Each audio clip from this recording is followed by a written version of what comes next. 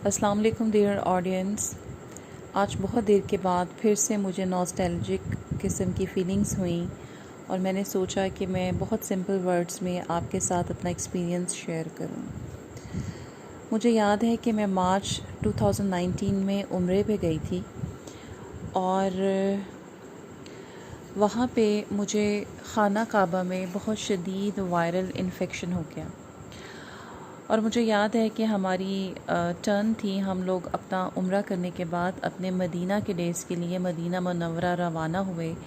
तो बदकिस्मती से मैं 5 दिन वहाँ पर शदीद वायरल इन्फेक्शन का शिकार रही और बहुत मुश्किल से हिम्मत आई, क्योंकि जो लोग एलर्जिक होते हैं वो बहुत अच्छे तरीके से जान सकते हैं कि जब आपको वायरल इन्फेक्शंस होती हैं तो आपके थ्रोट में पिंचिंग होती है और आपकी नेज़ल कैविटी जो है वो बहुत ज़्यादा दर्द महसूस करती है। तो बहरहाल जब मैं वहाँ से वापस आई मदीने के दिन पूरे करने के बाद, वहाँ पे हाज़िरी देने के बाद, तो मुझे याद है कि मेरे अंदर बिल्कुल भी हिम्मत नहीं थी एंटीबायोटिक्स खाने के बाद, और मैं हरम में मगरिब की नमाज़ पढ़ने के लिए रवाना हुई और मेरी बारी ऊपर वाले पोर्शन में ख़वातीन वाले सेपरेटर पार्ट्स में आई और मैं बहुत मुश्किल से खांसती हुई, गले को दबाती हुई, सांस को अंदर खींचती हुई मगरिब की नमाज़ के लिए ख़वातीन के कॉर्नर में गई। और मेरी इतनी बुरी हालत थी कि हरम के पिलर्स में से जो एसी से हवा आ रही थी वो भी मुझे इतनी तकलीफ़ दे रही थी जैसे कि वो कोई बर्फ़ मेरे हलक में जाके फंस गई है।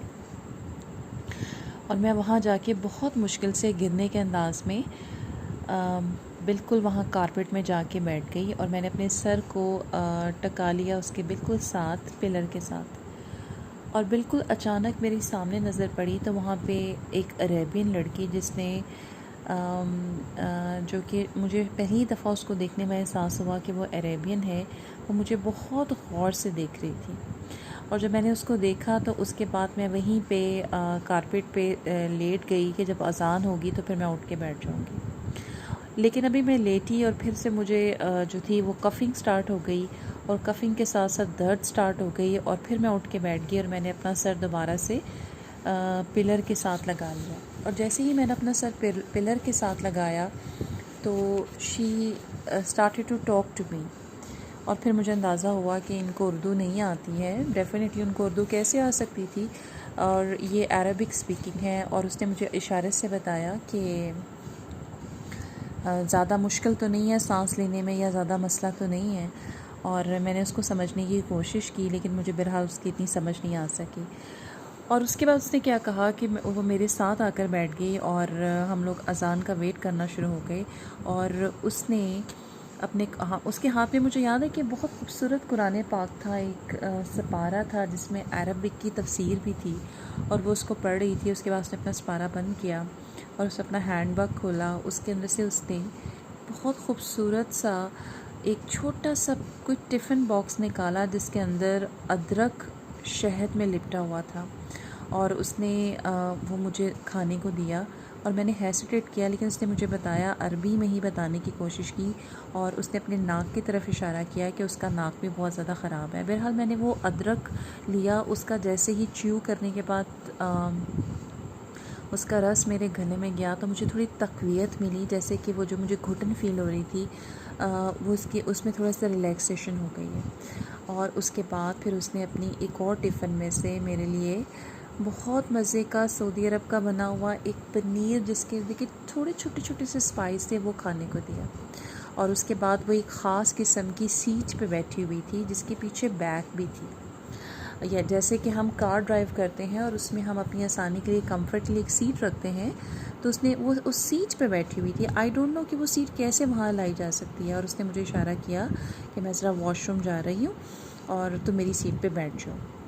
और मैं ऐसे मुझे महसूस हुआ जैसे मेरी कमर को आराम देने के लिए उसने ये जानबूझ के किया है। और वो मैं उस सीट पे आके बैठ गई और मुझे जो उसने अदरक और पनीर दिया था उससे मेरे गले को काफ़ी रिलैक्सेशन महसूस हुई। और तकरीबन 10 मिनट के बाद जब वो वापस आई तो वो ढूंढती रही और मैं उसको देख रही थी। और उसने जाके वहाँ जो हेल्पर ख़वातीन होती हैं उनसे पूछा कि यहाँ पे कोई लड़की बैठी हुई थी और बिलहार उन्होंने इशारा किया कि आप किस तरफ बैठी हुई थी। जब उसने इशारा किया मेरी तरफ तो मैंने उसको हाथ हिलाया और वो भागती हुई मेरे पास आ गई। और जब वो भागती हुई मेरे पास आई तो उसने मुझे बताया कि थोड़ी देर के बाद नमाज़ शुरू होने वाली है, तो इस नमाज में तुमने सजदा कारपेट पे नहीं करना, ना ही अपने जाए नमाज पे करना है। और आप यकीन माने वो अरेबियन मेरे लिए इतनी खूबसूरत ये प्लास्टिक की बनी हुई जाए नमाज लेकर आई और उसने मेरी जाए नमाज के आगे सजदे वाली जगह पर इसको बिछा दिया। अब ना तो उसको इंग्लिश समझ आती थी, ना ही मुझे अरबी समझ आती थी, लेकिन जितनी मोहब्बत और प्यार के जेस्चर से उसने मुझे डील किया और जितनी मोहब्बत का उसने मेरे साथ इजहार किया, उसने मेरी बीमारी को महसूस किया, उसने मुझे तसल्ली दी, उसने मुझे खाने को कुछ दिया, उसने मुझे एक खूबसूरत सा गिफ्ट जो है वो भी दिया। और ये एक जाए नमाज है, स्टिल आई रिमेंबर। और इसको मैंने कभी उसके बाद हाथ लगाना गवारा नहीं किया, लेकिन मुझे इतनी इतनी एसोसिएशन और मोहब्बत महसूस होती है कि I am sorry, I am making a very natural kind of movie, कि मुझे इतनी मोहब्बत महसूस होती है कि मैं जब भी जाए नमाज को देखती हूँ तो मुझे उसकी वो कर्टसी, उसकी एसोसिएशन, उसकी वो मोहब्बत याद आती है। और इसके साथ मुझे इस बात का एहसास होता है कि हमारा दीन इस्लाम कितना खूबसूरत है। मुझे उसके साथ पारा पढ़ते हुए, उसका कुरान पाक देखते हुए, उसकी मोहब्बत देखते हुए, उसके अपने बारे में केयर करते हुए इस कदर खूबसूरती और ब्रदरहुड का एहसास हुआ कि इस्लाम में सफ़े दुरुस्त करने और इस्लाम में इकट्ठे बैठने की कितनी अहमियत है। और जब मैं वहाँ से वापस आने लगी तो मुझे भी थोड़ी सी शर्म आई और मैंने उसको अपनी तस्वीर दी और इसके रिटर्न में उसने मुझे एक बहुत खूबसूरत सी तस्वीर दी और वो गिफ्ट की, लेकिन वो गिफ्ट मुझसे आगे कहीं फॉरवर्ड हो गया।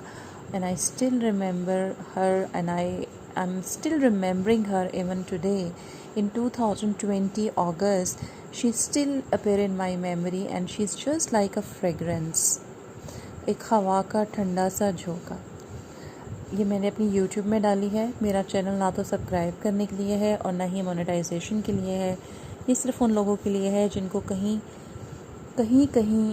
रियल फैक्ट जो है उनको सुनने को मिले, सिर्फ़ और सिर्फ इस्लाम के लिए। अल्लाह हाफ़िज़।